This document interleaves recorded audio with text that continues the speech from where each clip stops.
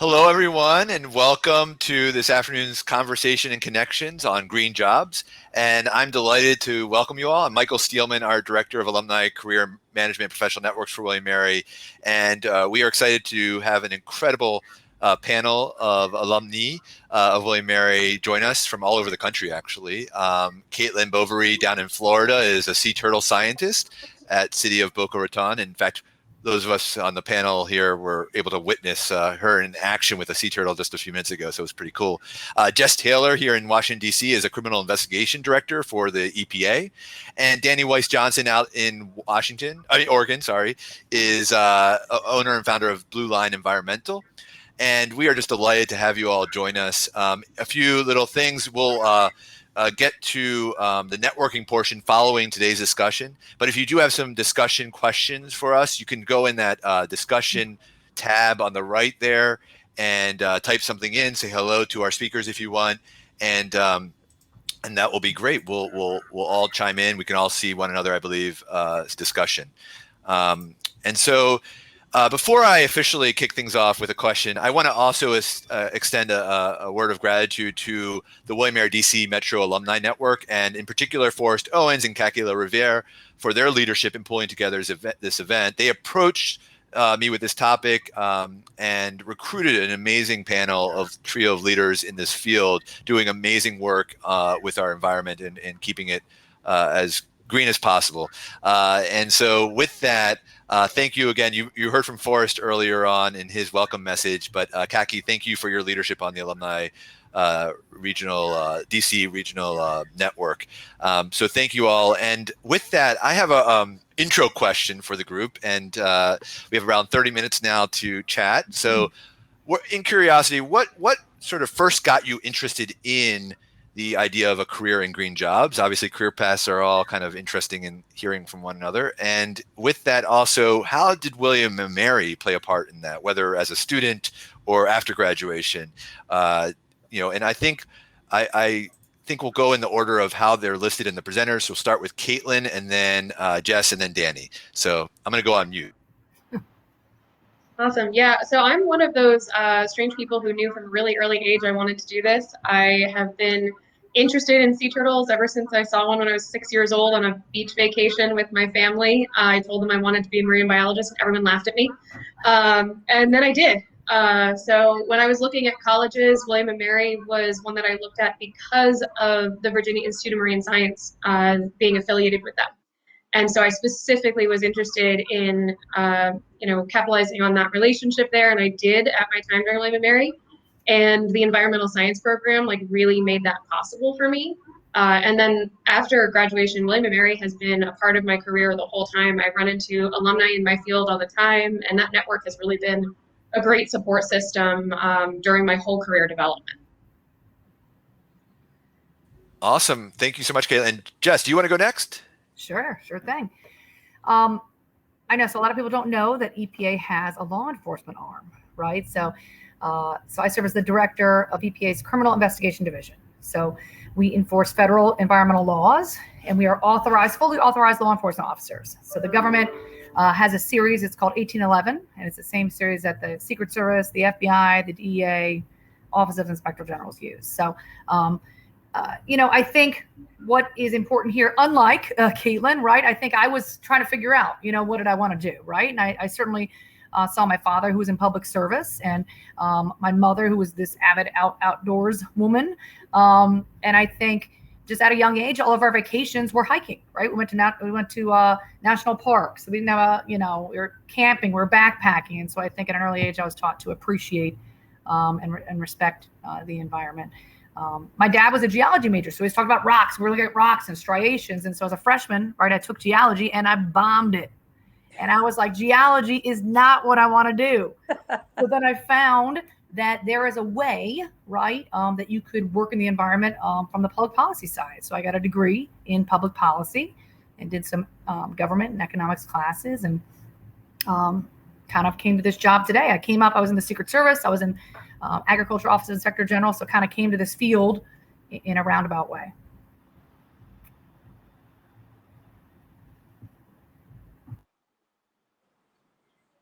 Should I go next? Dani, yeah, sorry. I was letting you sorry about that. I think you blew them away, Jess.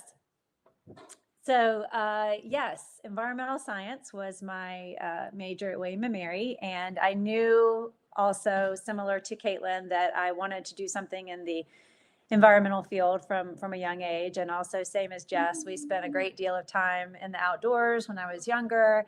And I just had a special appreciation for that. And I knew it was something that I wanted to do.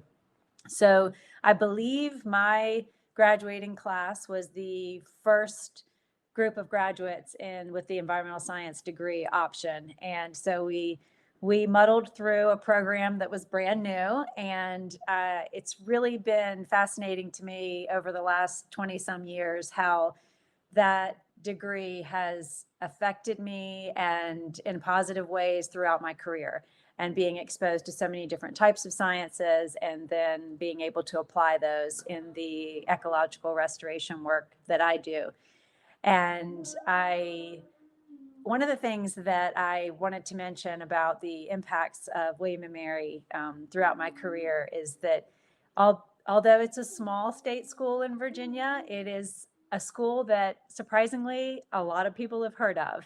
And during the years when it has come up in conversations about, where I went to school and what I studied, I've always been amazed at how people sort of perk up when I say I went to William & Mary. They're like, oh my gosh, what a great school. And, at the time I liked it because it was so small, and my dad had gone to law school there, and I just thought it was a special place. But it really is something that a lot of people recognize, and I've always appreciated that. Wonderful stories. I really appreciate you sharing your career path and how William & Mary played a part in that. I think that gives a better bio than anything I could have said about you each and what your career paths are. But we'll hear more about your career paths through some of the other questions. And sort of my next question that I have is really about where you see the field going and your respective areas of expertise in this can be applied in this. So, how do you see the future looking right now, and the greatest demand for opportunities for either recent graduates going into this, or people saying, what, I want to change. I want to change in my career after 20 years of doing this. Where can I, and you know what, it's really important to me, the environment, and I want to take my skills and expertise and apply it there. How can I do a better job? So I think there's a couple areas to think about, sort of where the rising graduates are going, and also the experienced professionals. Where do we need certain skill sets and certain leadership expertise? So maybe we'll start reverse. Dani, do you want to take this one on first, and then kind of go the other way to Caitlin? Sure.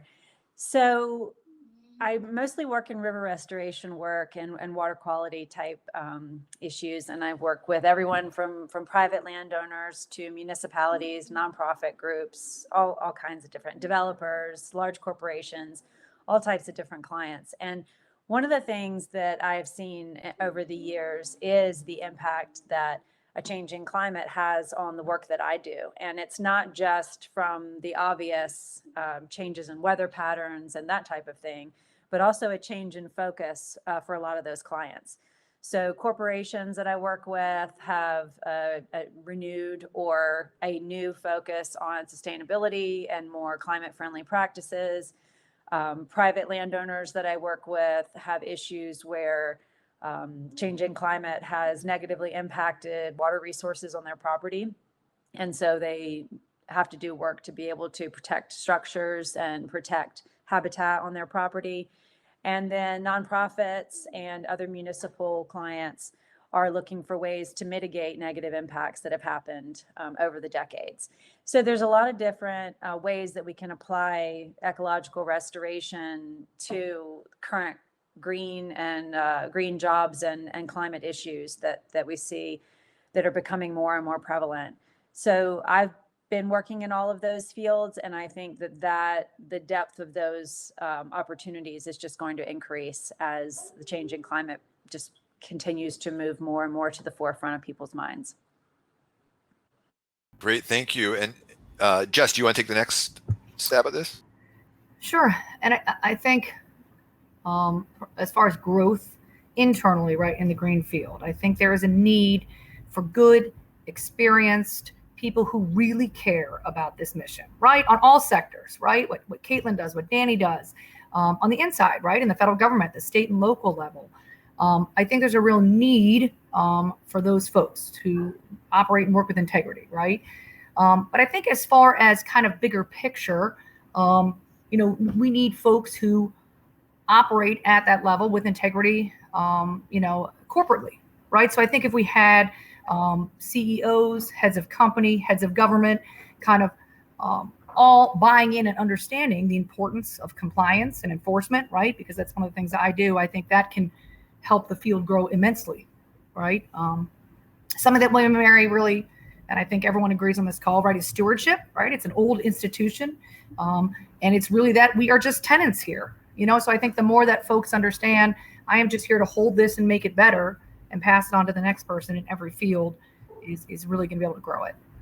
Yeah, it's a great point.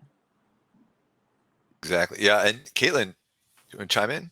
Yeah, I think that notion of stewardship ties right in so well with what we do here. It's literally our mission is to inspire stewardship, is where I'm at. Our Gumbo Limbo's mission is to inspire stewardship of our ocean specifically, but I think making those connections is really important.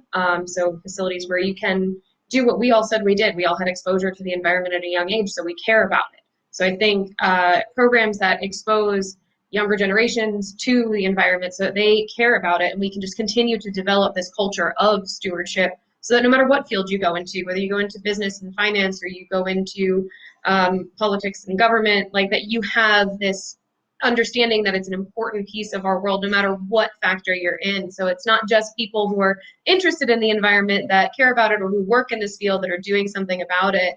I think it makes a difference at every level. I mean, there's you never know who you're talking to in this field, and certainly on like the outreach side of things, you never know who's visiting a facility, whose opinion you might change. You might have this has actually happened in my career where we had a senator who was on the committee for the climate, and we actually changed their opinion about certain issues specifically in relation to sea turtles. So they cared about sea turtles.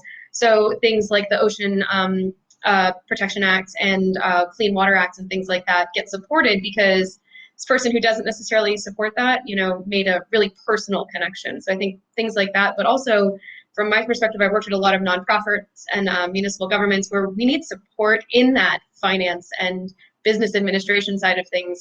Scientists are not generally trained in that. So we need that support system as well. So there's just tons of opportunity with, like Dani said.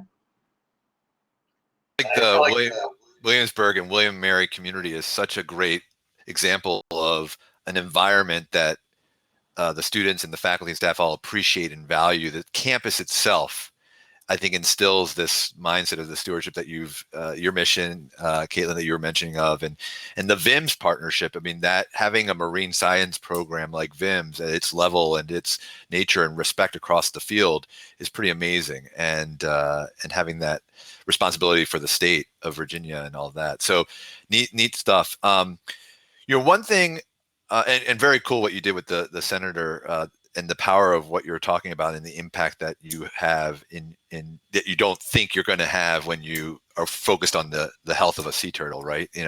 But from your perspective, what are some of the challenges that you feel are facing you in the field today? Obviously, I think there are many that, we'll get to as well, but, and I'll start maybe with Jess this time. And, certainly, whatever you feel is comfortable to share and so forth. But what are some of the major challenges, both in your role, but also in the field, and things that you've observed and challenges that people will have to figure out a solution, and smart minds will have to address it from different skill levels?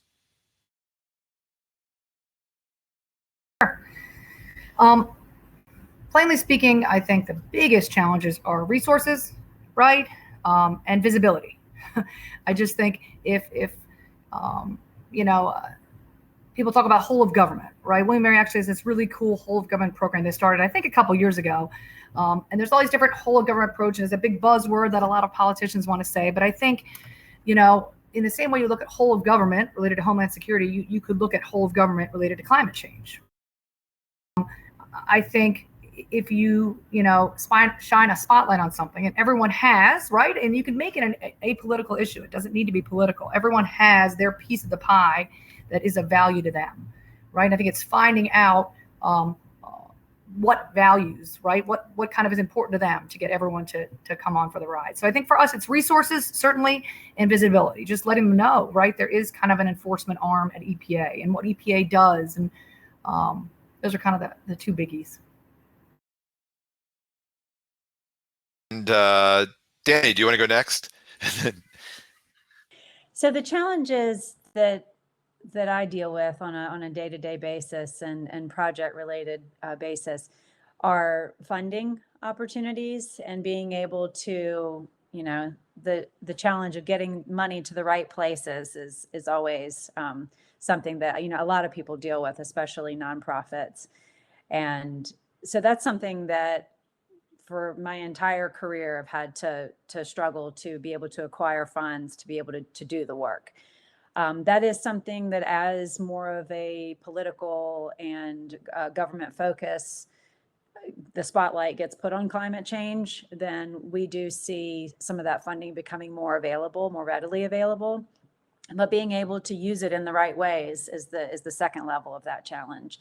And it's hard to watch when you do finally get dollars put in that direction and you don't really see them being used in the best way possible. So trying to acquire the funds to be able to do the work and then be able to see that put to good use.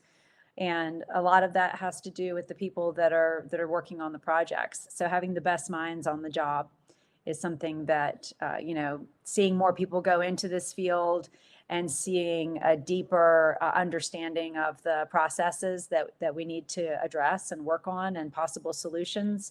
It's really encouraging from that respect. So the more brain power, the better. And, having a holistic understanding of all the processes that are involved really plays a role in that. So those are some of the challenges that I see. Advice for, addressing some of the challenges. I think you gave some great suggestions. Caitlin, your turn. Yeah, I'd have to kind of echo a little bit what was said already. That obviously funding is a challenge at the level that I'm at right now, especially being able to support programs like ours to, provide the outreach and provide the care and the research for the animals so that we can inform policy.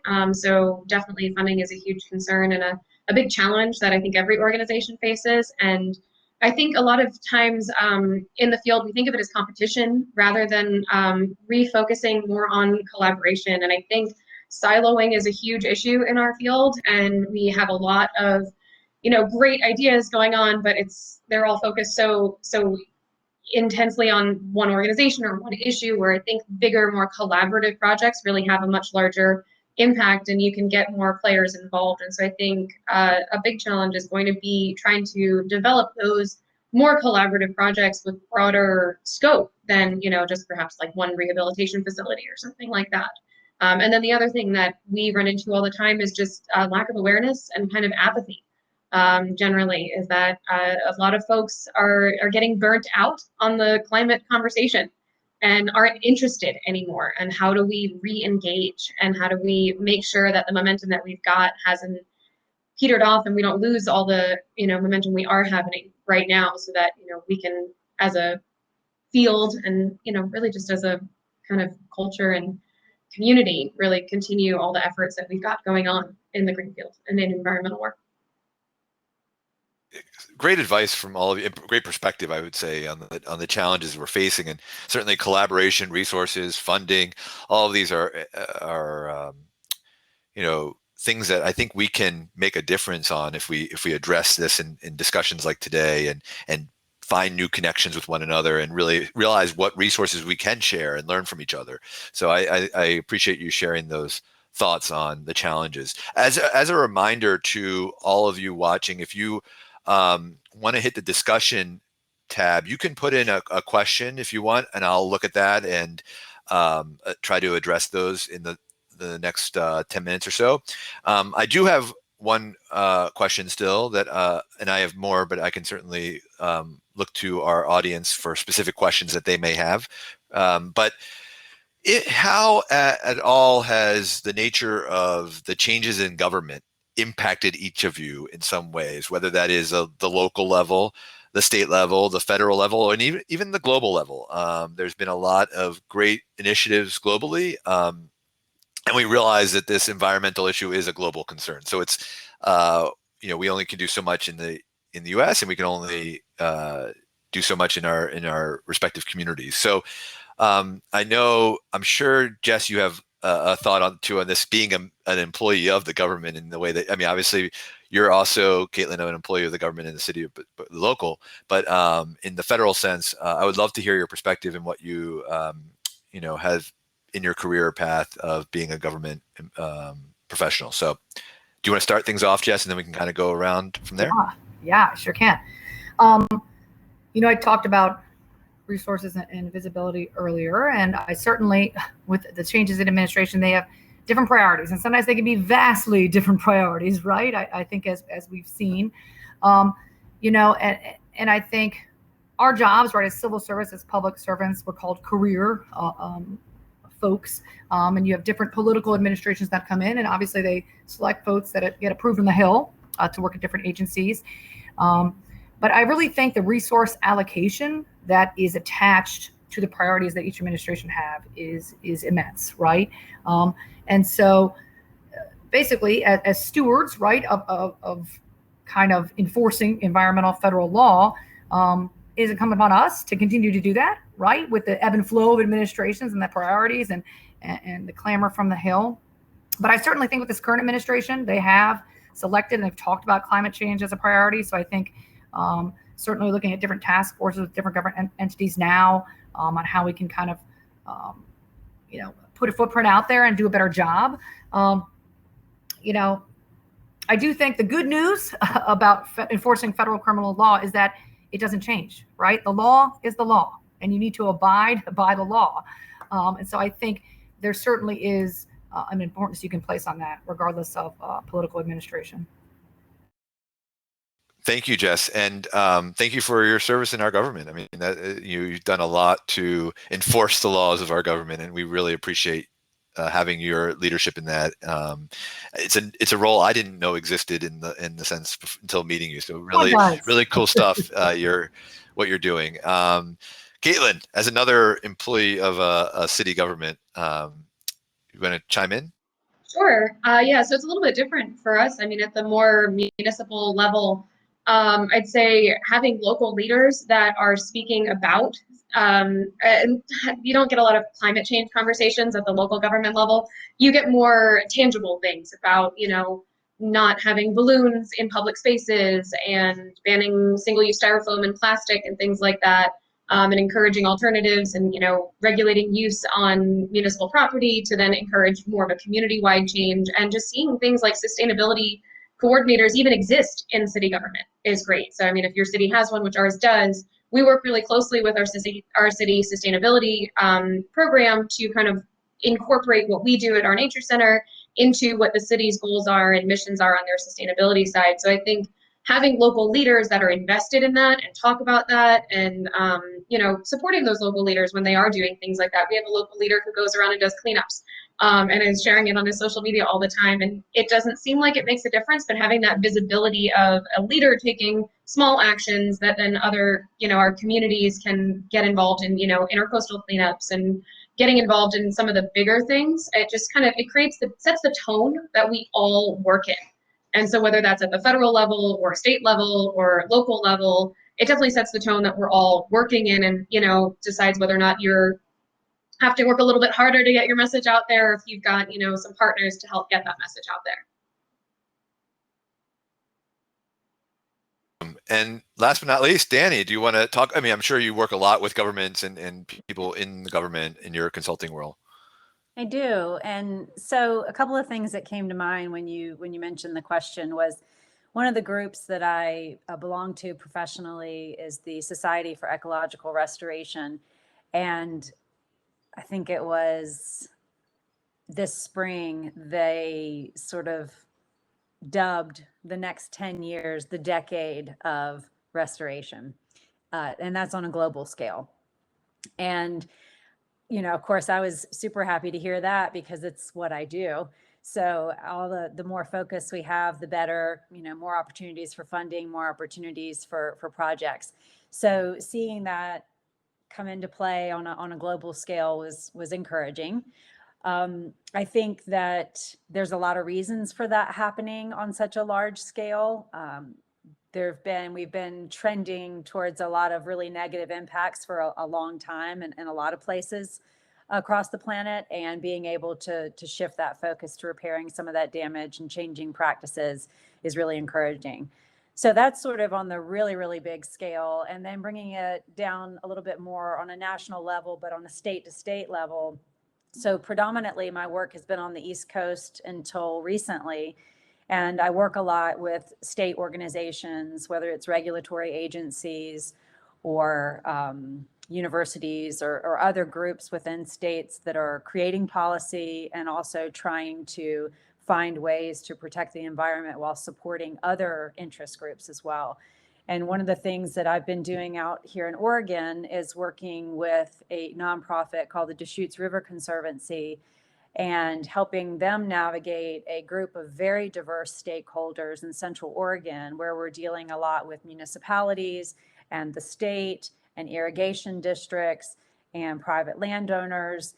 And so there's a lot of interest at play and a lot of communication that needs to happen between these groups, and seeing how that works on the state level and the support that the state gives to this collaboration that needs to happen has been really encouraging.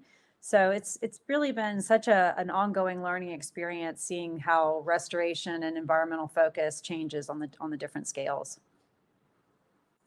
Well, this has been just such a treat to have each of you share a little bit of perspective from your respective roles and expertise. For those of you that didn't hear in the beginning, when we were just before we officially broadcasted today's session, we were talking, and Caitlin was literally had a sea turtle on a table doing some tags for the acoustic tag work that she's been doing. And it was just amazing to watch. And we joked, we said, that was pretty cool. And maybe we'll have to have like a day in the life of Caitlin sometime and do a little video. But she also mentioned they're going to be featured in some shows. So Caitlin, do you want to do a little plug of what's coming up in the fall? Yeah, actually, we just filmed with Jeff Corwin for his upcoming fall series, and so that's really exciting. So you will get to follow me around for a day in the life of what we do here, because that's basically what he did. So I'm not sure what the name of the series is, but it's going to be on ABC this fall, so it should be pretty cool to check that out. And then there's a documentary, I can throw a link in the discussion, that's all about threats facing our oceans, just called Troubled Waters. And it was a really amazing documentary focusing on climate change threats and marine debris pollution. And we were featured really heavily in that as well with some of our sea turtle rehabilitation. So that was pretty cool. Wonderful. And with that, I mean, Dani and Jess, are there things that you want all of us to be observing or watching or be mindful of as we, in our respective careers or roles and jobs, to be better citizens and for the environment? I mean, I think, or things that you would recommend that you would want to point us to. This is a great opportunity to highlight that in the last few minutes. Want me to start, Dani? Okay, I'll do it. For me, obviously, my line of work is just, the term whistleblower is kind of been thrown around, and there's a lot of whistleblower protections. But I think if you work in an industry and you are seeing things that aren't right, I think it's having the integrity to stand up and report that. So I think that's how it can most directly relate to kind of what I'm doing. Operating with integrity, being truthful. One plug I'd add for new graduates is I think if maybe you have a goal of, I want to work for the EPA, or I want to work with sea turtles, right? Or I want to work in preservation. I think there's no, looking for that perfect job, right? I saw a lot of my friends do it. And I think the point is just jump in somewhere, even if it's just marginally connected, and you can make those connections. Everywhere I've worked, there's been a William & Mary alumni there. So I just think it's kind of take that initial step, and you're going to find and get to where you need to be. Dani? Such good advice. I like the jump in part, especially. I think that there's so much pressure to sort of think of the perfect scenario, and there's so many different ways to make a difference. my gosh, remind me of the question. You like to highlight things that you're reading, things that you're watching, things that you really hope that each of us, I mean, one of the questions, in fact, actually for us to help pull this together, brought up the question of like, how can we each play a part of impacting our environment in the various jobs if we're not in a role of sustainability, but how can we promote it? And how can we be great corporate citizens and global citizens, right? And I think, Right. that's. I think education for me is the one thing that just being aware of what you do every day and the choices that you make. And, the phrase that we all vote with our dollars, we impact the environment with our dollars, because the choices that we make and the way we live our lives day to day, it's the foundation of everything. And, not to put all of the responsibility on the individual, because I do think that changes being made on a large scale by governments and by corporations can be immensely impactful to the environment. But I do think that it is important to start with yourself and your own home and the people that you are around every day, and just trying to be aware and knowledgeable. It's sort of, I joke about, like with hydrology and water resources, it's something that we all need every day, all the time, and everything that we do, but we don't really think about it. We just sort of take it for granted. And, being out here in an area that's going through one of the worst droughts on record, actually the worst drought on record right now, and that lack of water is impacting every single person out here, whether you're a farmer or just a person that lives in town, or, whatever your role is. All of a sudden you have to learn a lot really quickly about the resources around you. And I think if we can try to be educated and be mindful, that's good advice. An amazing 30 minutes with you all, 35 minutes, I think by now. Thank you, Dani. And certainly not only is it impacting the west of our country, but everyone is going to be impacted by the drought that exists right now out west. And, we all have a responsibility to be helping make our difference one step at a time. And this has been a treat. I hope you'll join us through the networking portion. Just as a reminder for those of you that are watching live, there's now networking that will happen in a second. You'll go to the booth that says to do the chats, not the discussion booth. And you'll be paired up one-to-one randomly. And you'll have the ability, if you both agree, to do video or audio or both instead of just a text chat. So do what is most comfortable for you. And if you're in a workplace that isn't suitable or you prefer the text, certainly go with that. You can do both. You can talk and text with one another, and the text will be saved so you can come back after the event. And if you put like links to things or recommendations, you can certainly reference those and go back to it in your archived history of the chat. The video portion will not be recorded. Only today's conversation's recorded. And with that, thank you all from all of us in the William & Mary community, the DC Metro Alumni Network. Forrest and Kaki, thank you again for your help pulling this together. And Jess, Dani, and Caitlin, thank you for all the time. And I hope you enjoy the conversations, and we continue to raise this discussion forward in our programming ahead and make a difference as a community of William & Mary and in our respective communities around the country and the globe. Thank you. Yeah, my pleasure. It was great being here with everyone today. Yes, thank you. Thank you.